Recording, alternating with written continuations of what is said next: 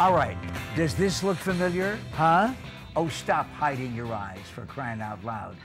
So far, almost every woman on the face of the earth has read 50 Shades of Grey. They've done parodies on Saturday Night Live. I mean, we're talking about, this is the Harry Potter of the bedroom, for crying out loud. Mommy porn, as they say. Well, is it though? Why is it mommy porn as opposed to erotic reading for everybody? Why isn't Daddy involved in this? Well, I don't think Daddy would be too thrilled with this kind of reading. It's Tell me why, though. Well, it's very seductive on a woman, and it's more about relationship building with the couple, the quote-unquote dominant and the submissive, and I think that kind of topic would make a lot of men very uncomfortable. And it's more about the woman coming of age, for not only from an age standpoint and looking at her education, but also sexually coming of age. You think women are more sexually mature than men in general? I think they're more mature in general, period.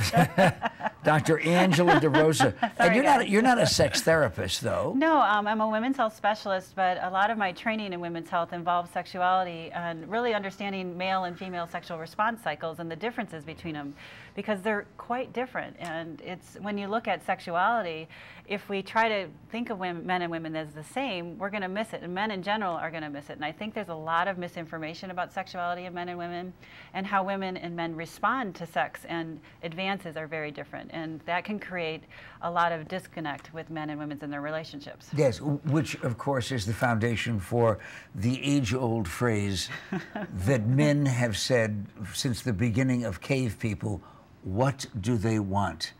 And what do they want, not just simply for life, what do they want materially, but what do they want sexually? In this case, 50 Shades of Grey is this enormous bestseller. In fact, it's a trilogy, and all three books are 1, 2, 3 on the national bestseller list. Sure.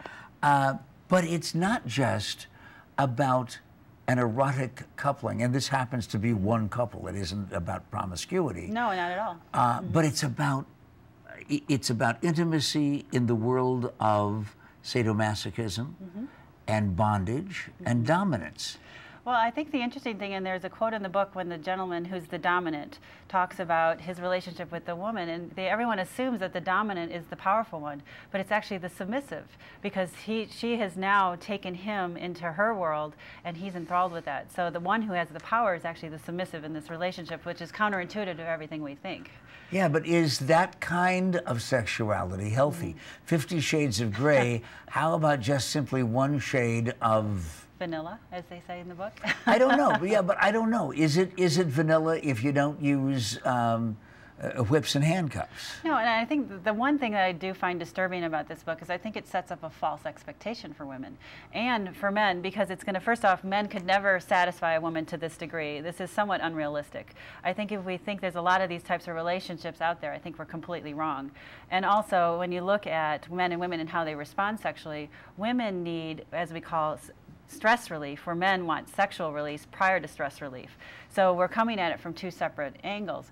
But this book can be very, very challenging on the fact that if you're expecting this to be what real relationships are about, and that kind of sexuality and having sex 5, 6 times a day to that level of intensity, I think we're setting ourselves up for complete disappointment. Yeah, just a second. Now I'm a little behind. When it comes to those stereotypes, I couldn't get past the fact that the guy, incredibly attractive, right? Like yourself. Excuse me. We could, of course, make this segment just a little longer. But when you're talking about stereotypes, he is attractive, but he's also a billionaire. Well, women are attracted to power and money. And when you look at, okay, men, what do they want? They want the sexy, lengthy woman with the blonde hair and the large breasts. The women, we want power. We want that kind of engagement. And I don't care how feministic a woman can get, we still want someone to take care of us. Biologically, I think we're both men and women. We have lost that ability to be men and women. In our society, we want to be equal, but it should be in the workplace.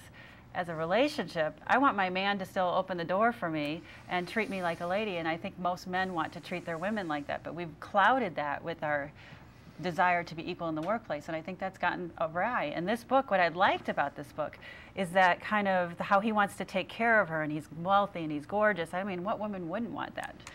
I mean, okay, what man wouldn't want that? But men get criticized. Men get criticized because of the fact that they want the trophy date. They want that gorgeous person walking in to the party with them and making them look good. Women rarely get criticized for what you're just talking about, and that is the constant phrase, "So what kind of car does he drive?" Yes. But unfortunately, women, I don't care how feministic you are, I still want to take care of myself and know that if something were to happen financially, I wouldn't be in trouble. But when it comes to romance, I still think, and that's why I think this book is so successful, we want a man to somewhat take care of us romantically with our sexual arousal and our physical needs, because it's often challenging for women to ask for those things because we're not considered ladylike if we do so. Okay, but is it successful and valuable? Yes. Is it valuable to women to read this? What I liked about, and the value that this book brings is, first off, I think it can engage conversation about sexuality, and I think that's what's really important about this book.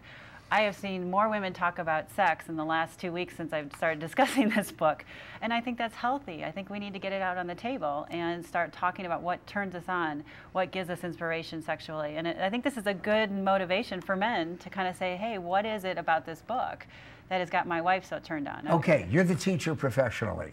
How do we wake up a woman's libido? How does she do it? How does he do it? How do they do it? Well, women's libido is very challenging compared to men. Men are very simple. It's an on and off switch. Women are, as we always see, there's a picture of the airline control panel. We have many switches that need to be turned on and off. First, we need to be relaxed. We need to understand that we need to get the day out of our head. So our man needs to know that, make us the bath. Sit down, let us get comfortable. So the foreplay actually, is very, very that important. lends itself to the getting the day out of your head. You need to get the day out of your head. So again, that heterosexual dilemma, stress relief is required for sexual release for women.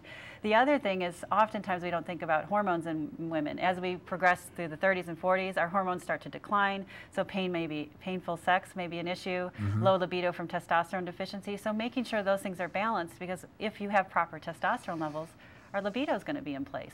But the other thing is, women want that importance in the relationship. They do need to feel that love and connection.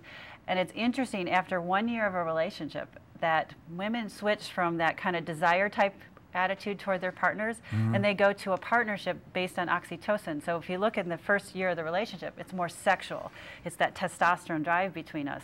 But once we hit 1 year, we all of a sudden switch to the oxytocin production in the brain, which leads to the familial kind of bonding where we want to feel that love and connection. Give me a 10-second answer. Are toys okay in bed? Of course they are. Oh, that's a 10-second answer. And of course, as Dr. DeRosa just said a few minutes ago, put it on the table. 50 Shades of Grey, that's what's going on in literature. What's going on at your house? That's really the most important thing. And watching the Morning Scramble.